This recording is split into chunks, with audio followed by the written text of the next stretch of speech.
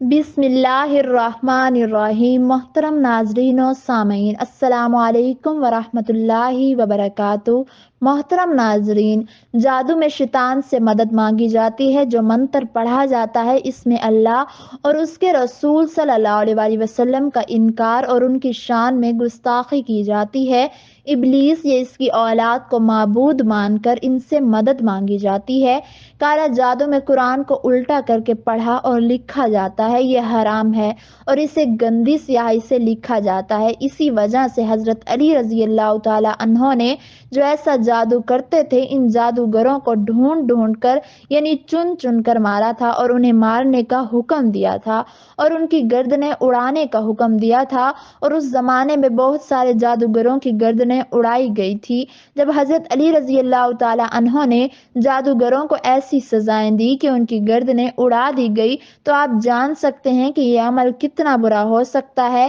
جادو ایک مسلمان ہی دوسرے مسلمان پر کرتا ہے، اس سے بڑھ کر اور کوئی عمل برا ہو سکتا ہے؟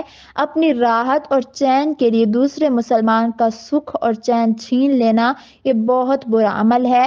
آج کل تو ہر تکلیف اور پریشانی کی وجہ جادو کو ہی دے دی جاتی ہے کہ فلاں نے جادو کروا دیا تو کاروبار نہیں چل رہا۔ جب کسی کی اولاد نہیں ہو رہی ہوتی تب بھی یہی کہا جاتا ہے کہ کالا جادو کروایا گیا ہے۔ کسی کی سستی اور کاہلی کی وجہ سے اس کی دکان نہیں چل رہی تو کہتے ہیں کہ جادو کروایا۔ اگر گھر میں لڑائی جھگڑے ہو رہے ہیں تو ذمہ دار جادو کو بتایا جاتا ہے۔ غرض ہر پریشانی کا ذمہ دار جادو کو بتایا جاتا ہے۔ ناظرین، یہ جاننے کے لیے کہ جادو ہوا ہے کہ نہیں، جن لوگوں پر جادو ہوتا ہے ان کی کیا کیا نشانیاں ہیں، کسی آدمی کو اگر 70% یہ نشانیاں دکھائی دے رہی ہیں تو سمجھ جائیں کہ جادو کیا گیا ہے۔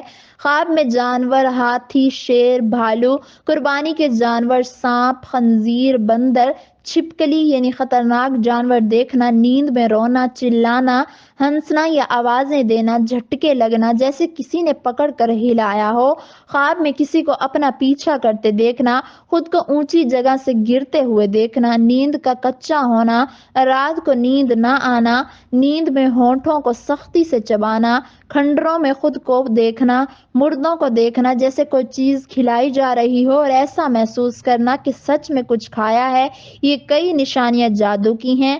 ناظرین، ہر دوسرا شخص جادو کرتا ہے۔ جادو ٹونا، سحر، آسیب، ان تمام چیزوں کے چکر میں پڑا رہتا ہے، لیکن اصل میں یہ جادو ہے کیا اور ایسے چیک کیسے کیا جاتا ہے؟ بہت سے لوگ مولوی کے پاس جاتے ہیں اور اس نے بتایا کہ آپ پر جادو کا اثر ہے، پھر وہ جادو ختم کرنے یا علاج کرنے کے لیے 10 سے 20 ہزار کی مانگ کرے گا اور پھر کچھ دنوں کے بعد کہے گا کہ آپ کا جادو کاٹ دیا، یعنی کہ علاج مکمل ہو گیا، آپ پر جادو کا جو اثر تھا وہ زائل ہو گیا اور آپ پر سے وہ اثر ختم کر دیا گیا، اور آپ بھی یہی مان لیتے ہیں کہ جادو کٹ گیا۔ آج ہم آپ لوگوں کو ایک ایسی راز کی بات بتانے والے ہیں، وہ نوٹ کر لیں، کسی کے پاس جانے کی ضرورت نہیں ہوگی، صرف ایک اللہ کا نام، اس کو 33 مرتبہ پڑھ کر سو جانا ہے، اور ہم آپ کو 5 خواب بتانے والے ہیں۔ اگر یہ نام مبارک رات میں آپ لوگ پڑھ کر سو جاتے ہیں اور جو 5 خواب ہم آپ کو بتائیں گے ان میں سے ایک خواب آپ کو آ جاتا ہے تو سمجھ جانا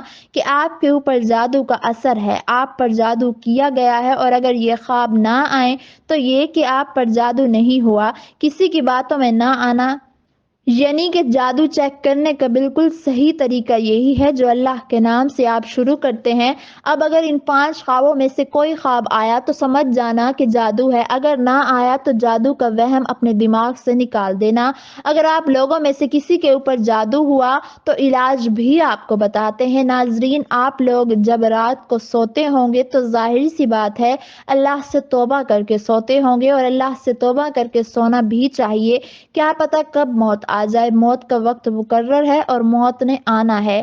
قرآن کہتا ہے کہ موت کا مزہ ہر ذی روح نے چکھنا ہے۔ رات میں سوتے وقت آپ کو 33 مرتبہ یا ممیتو یہ اللہ کا نام مبارک پڑھ کر اپنے سینے پر دم کر کے سو جانا ہے۔ اس کے بعد غور کریں کہ ان میں سے کوئی خواب آپ کو آیا ہے۔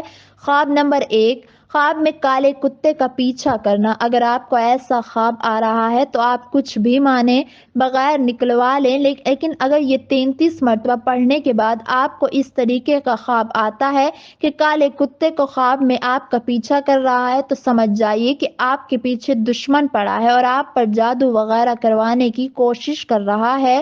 خواب نمبر 2، خواب میں کالے سانپ کا کاٹ لینا۔ اب کچھ لوگوں کا یہ خیال ہوتا ہے کہ سارے سانپ ہی کالے ہوتے ہیں، لیکن ناگ کو کالا سانپ کہتے ہیں، کوبرا جسے کہتے ہیں۔ تو یاد رہے، کالے سانپ کو آپ خواب میں اپنے آپ کو کاٹتا ہوا دیکھتے ہیں تو سمجھ جانا کہ آپ کے اوپر جادو کا اثر ہے، لیکن اگر عام سا خواب دیکھتے ہیں تو اس کی تعبیر الگ سے ہے۔ لیکن جب آپ 33 مرتبہ جب اللہ کا نام پڑھ کر سوتے ہیں تو اگر آپ کو یہ خواب آتا ہے کہ آپ کو کالا سانپ کاٹ لیتا ہے تو سمجھ لینا کہ آپ پر کوئی جادو کا اثر کروانے کی کوشش کر رہا ہے۔